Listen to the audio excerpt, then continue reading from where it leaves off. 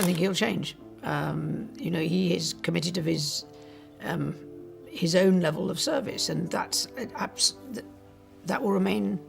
The royal family. Every few years, there comes a stretch of months where the British royal family seems to be moving on every front at once. A birth, a school decision 2 decades in the making, a health journey that reshaped how the public sees its future queen. And underneath it all, an institution quietly trying to prove that even a 1,000-year-old monarchy can still adapt. 2026 has been exactly that kind of year. And if you've only been catching headlines in passing, you've missed how much has actually changed. So let's slow down and go through it properly, because the royal story is more interesting than any tabloid rumor could be. We'll start with the newest member of the extended royal family, because babies have a way of cutting through the noise better than anything else. On the 3rd of August 2026, in a hospital in Lisbon, Portugal, Princess Eugenie and her husband Jack Brooksbank welcomed their 3rd child, a daughter, into the world. She arrived in the early evening, weighing 6 pounds 9 ounces. Buckingham Palace released the announcement in its usual understated style, simply confirming that the king and queen and the wider family were delighted by the news. What makes this birth quietly significant is the location. Eugenie and Jack split their time between the UK and Portugal, which tells you something about how the modern generation of royals is living. These aren't people confined to castles and palace routines. Eugenie, like her cousins, has built a life that blends royal duty with something closer to an ordinary international existence. Her new daughter is now 15th in line to the British throne, a position that carries symbolic weight but very little practical expectation. She will likely grow up largely outside the spotlight that follows the direct line of succession, and in many ways, that's exactly the kind of quiet, protected childhood her parents seem to want for her. Now, contrast that with a very different kind of milestone facing Prince George this year, because if Eugenie's daughter represents a birth into relative privacy, George's story is the opposite. This has been, without exaggeration, one of the most closely watched decisions in the family for years. Where would the future king go to secondary school? For most of 2025 and into 2026, this question genuinely divided opinion inside the family, not just among commentators outside it. Prince William wanted Eton, his own alma mater, sitting practically within view of Windsor Castle, where the family now lives. Kate Middleton, by several accounts, had real reservations. She attended Marlborough College herself, a coeducational school, and reportedly hoped George might follow a similar path, so that he could stay close to his sister Charlotte rather than being separated into an all-boys environment. For a long stretch, reports described this as a genuine, ongoing disagreement between two parents who, like any parents, wanted different things for their child's future, weighed against the specific pressures that come with raising a future monarch. By June of 2026, the decision was finally confirmed. George will attend Eton College, beginning this September, just as his father and his uncle, Prince Harry, did before him. What's notable is how deliberately the palace framed the process. According to royal correspondence, George sat the same entrance assessments as every other applicant and was told there would be no special treatment in how his candidacy was handled. He passed on his own merits, and the family reportedly wanted that fact publicly understood, not buried. Royal historian and commentator sources have suggested this was a calculated message in itself, that even the family closest to the crown wants to be seen playing by the same rules as everyone else. There's something almost quaint about it, a future king having to sit an entrance exam like any other 12-year-old. But it fits the broader pattern we've seen from William and Kate for years now, an effort to present a monarchy that earns its legitimacy rather than assuming it. The timing matters too. George turned 13 on the 22nd of July, which means he starts at Eton not just as a new student, but as a newly minted teenager, stepping into one of the most storied and most scrutinized schools in the country. Eton has educated 20 British prime ministers. It has also educated 2 generations of princes who went on to very different public lives, which is a detail that hangs quietly over this decision without anyone needing to say it out loud. Ahead of his arrival, the school reportedly reviewed and strengthened its security arrangements and made changes to accommodate the unique demands of housing a future monarch among the ordinary student body. Because make no mistake, despite the family's insistence on normalcy, George's time at Eton will not look like any other student's time at Eton. There will be protection officers, restricted media access, and an entire protocol built around keeping him safe while still letting him have something resembling a real school experience. What's striking, watching this play out from the outside, is how human the whole saga has been. This wasn't presented as some grand constitutional matter decided by committee.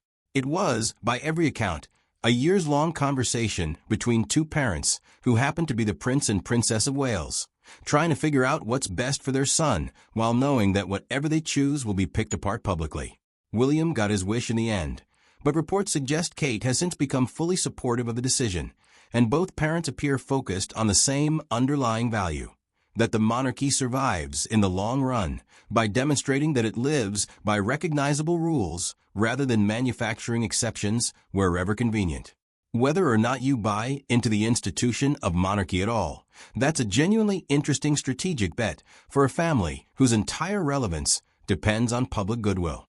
Just weeks before the school announcement became final, William and George were photographed together at Wimbledon in July, sitting in the royal box watching Jannik Sinner face Alexander Zverev in the men's singles final.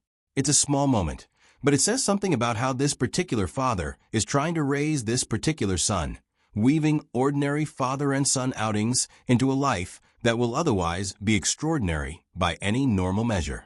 George was seen elsewhere over the summer with his younger sister Charlotte too, a reminder that whatever happens with school, the Wales children still seem to be raised with an emphasis on staying close as siblings, something that will matter more, not less, once George starts spending term time away from home.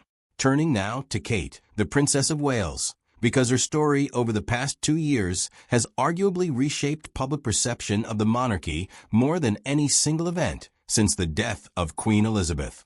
After her cancer diagnosis and treatment became public in 2024, Kate largely stepped back from public duties for an extended period, an absence that generated enormous public sympathy and, frankly, a fair amount of speculation that the palace struggled to manage. Since then, she has gradually returned to a fuller public schedule, and by 2026, she's visibly re-established herself as one of the most active working members of the family. What's changed isn't just her presence, but how she's perceived.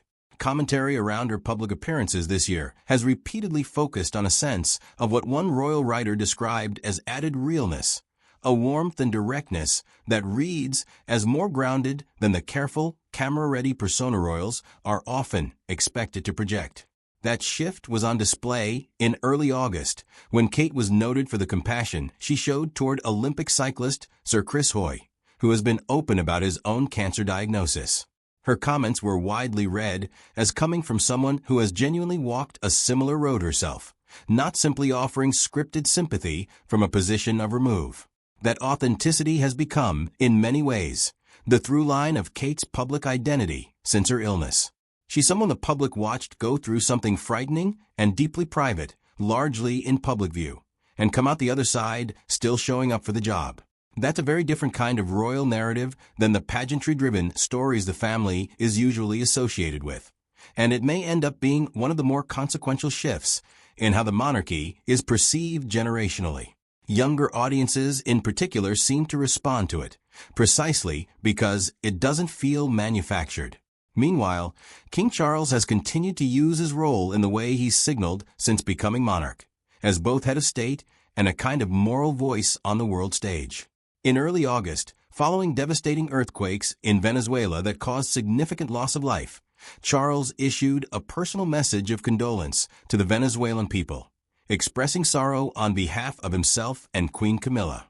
It's a small gesture in the grand scheme of a natural disaster, but it's part of a consistent pattern with this king, using the platform of the crown for outward-facing empathy on global tragedies, something he did repeatedly even before his accession, back when he was still Prince of Wales. It's not headline-grabbing in the way royal scandal coverage is, but it's arguably a more accurate reflection of what the day-to-day work of modern monarchy actually looks like. Statements, engagements, patronages, and a steady, largely unglamorous rhythm of public service. That rhythm was also on full display through the family's published schedule this August. The Duchess of Edinburgh attended the Edinburgh International Festival and a performance of Come From Away as part of her patronage work.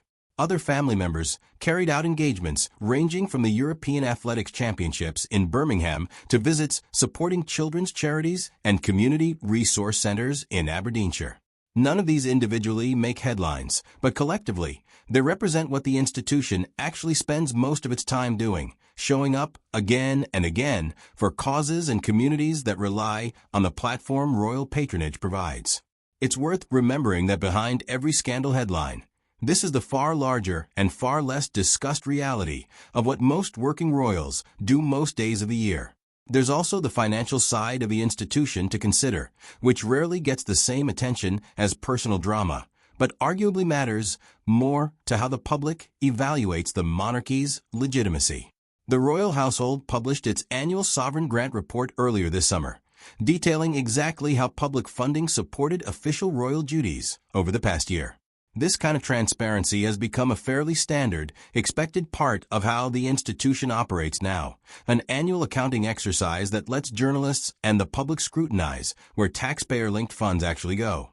It's not thrilling reading, admittedly, but it's one of the more concrete ways the monarchy has adapted to modern expectations of accountability, opening its books, at least partially, to public review rather than operating entirely behind closed doors. Stepping back from the individual stories, what 2026 seems to reveal about the royal family is a picture of quiet, incremental change rather than any single seismic moment.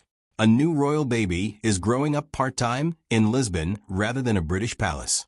A future king set an entrance exam like anyone else, and will start school this month navigating something close to an ordinary teenage milestone, if you can call attending one of the most famous schools on earth ordinary. A princess who survived cancer treatment in the public eye has emerged with what many describe as a more authentic, relatable public presence. A king continues to use his position to extend sympathy globally, even for tragedies with no direct connection to Britain. And behind all of it, an institution keeps publishing its finances, keeps showing up to community centers and sports federations and small regional charities, doing the unglamorous work that rarely trends online. None of this is the stuff of viral scandal content, and that's precisely the point. The real, verifiable story of the British monarchy in 2026 isn't secret dossiers or manufactured feuds. It's a family navigating very human decisions, where to send a child to school, how to be public after serious illness, how to grieve global tragedies from a position of privilege without seeming detached, all while operating under a level of scrutiny that would be unbearable for almost anyone else. If there's drama here, and there is, it's the ordinary drama of family life, just conducted with cameras present and a country's history riding on the outcome. As George starts at Eton this September, as Eugenie settles into life with a newborn in Portugal, as Kate continues rebuilding her public role, and as Charles keeps using the Crown's voice for global empathy, the through line is consistency, not chaos. Whatever comes next for this family, and something always does, it's worth remembering that most of what actually happens behind palace walls looks a lot more like ordinary life than any headline will ever admit.